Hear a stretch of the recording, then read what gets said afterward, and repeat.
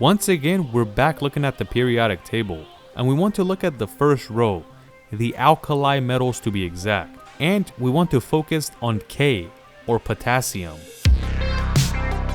K is referred to as potassium on the periodic table, and the reason K is used is because it comes from the Latin word kalium.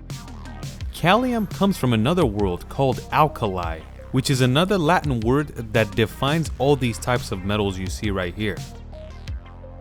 So where does the name potassium come from? Years ago, the British took the name kalium and turned it into potassium. Potassium comes from a word called potash or potash, which is a mineral that has a lot of potassium in it. When you look at potassium metal up close, it looks silvery and it looks like it's going to be hard, but it's not hard whatsoever. It can be easily cut with a knife, and sometimes it's referred to as butter because it cuts easy as butter. Even though you can find potassium in a lot of different types of foods, but when it's in pure form, it's actually very unstable and violent. Like if you throw pure potassium inside water, this is what happens.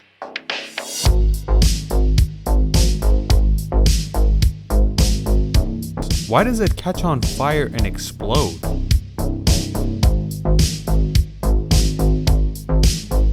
A water molecule is made up of H2O, 2 hydrogens and 1 oxygen atom. When potassium is thrown inside the water, they want to mix with the hydrogen and oxygen. But since there's twice as much hydrogen inside water, some hydrogen does not get a mate and they start releasing. And when hydrogen gas is being released, they get very violent, especially since this is an exothermic reaction, and that means it creates heat. And this causes fires and explosions. It's basically the hydrogen causing all this chaos, but it was potassium's fault in the beginning, because the H2O was chilling until this showed up. In the first layer of the periodic table, meaning the alkali metals, these are all the same. They're very reactive. And we're talking about lithium, sodium, potassium, rubidium, cesium, and francium. Like for example, when you mix potassium and sodium together, you get something called NaK or NaK. NaK is so reactive, even throwing it into the atmosphere, it could literally catch on fire.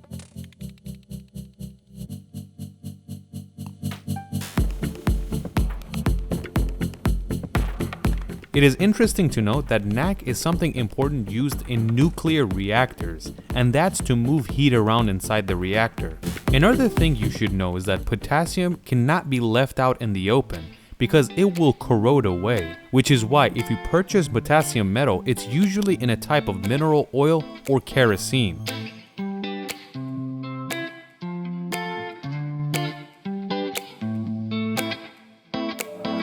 Inside every single human body, you will find potassium, but don't worry, it's not going to mix with the water inside your body and cause an explosion.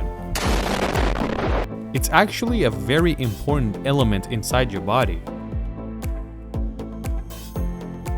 First of all, it lowers your blood sugar, it lowers cholesterol, it brings your heart performance up.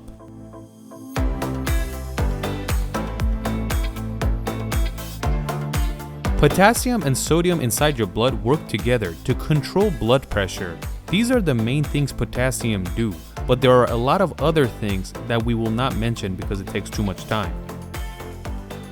Everything potassium does inside the body is good, unless there's a lack of potassium or if there's too much potassium, because too much of anything is never good. And that's the same case for potassium. Too much potassium will cause damage to your body. A negative of too much potassium is that it lowers your blood pressure too much. And if your body has too much potassium, it will even damage your kidneys. From the other side, a lack of potassium is bad too. It will cause constipation, tiredness, heart palpitations, and your leg and arm falling asleep out of nowhere. Usually, to have a balanced potassium inside your body, you don't have to worry because most of the things we eat have potassium in it. You will find it in bread, potatoes, dairy products, and bananas. Another place potassium is used is different types of fertilizers. It's interesting to know that in the year 1807, a British scientist by the name of Humphrey Davy was experimenting with potassium, and he realized that if you add potassium to the soil where you're farming from, the produce is going to be a lot more healthy. Even though more than 200 years has passed, but to this day, potassium is used in different types of fertilizer. Potassium is a very plentiful element on Earth. 2.1% of Earth's crust is made up of potassium, and that kind of means if you grab a handful of dirt, 2.1% of that is potassium. It is also good to know that it's the 8th most abundant element on Earth. So how can we tell if we have a good amount or a low amount of potassium in our body? We can only tell by symptoms, but if you want to be 100% sure, you can take a urine or blood test. Just like we said earlier, too much potassium will damage the kidneys. It's good to know that in the states where lethal injection is legal for an execution, there is a high amount of potassium in the injection, and that causes the heart to stop in a few minutes.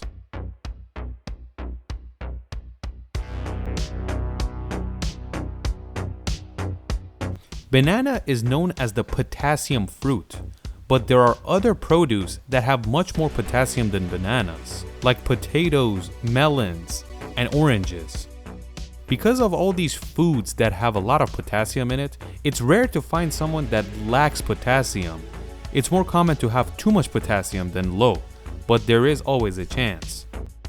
Potassium is also used in fireworks. Every time you see a purple light, that's potassium making it. The purple light is also a testing thing they do in a laboratory. If they want to make sure there's potassium in a certain thing, they will hold fire to it, and if there is a purple light, they know there's potassium in it. In the beginning of the video, we said potassium is a very soft alkali metal, and that's why it's referred to as butter. But where do you find potassium? Is there a mine? Even though 2.1% of the dirt is potassium pretty much, but there are places where it's plentiful, especially in Canada, where more than 30% of the world's potassium is produced here. How much is potassium? You usually don't buy potassium in metal form. It is mixed with different things, kind of like fertilizer. But if you have a laboratory or if you just want to experiment with it, you can buy it. But it is very expensive. 100 grams of potassium, which is a 98% pure, will run you about $400. Usually scientists and people that want to experiment with potassium will buy this. And that is why I won't ask you how much would you like to buy. I wouldn't recommend buying it either, because potassium is very angry in pure form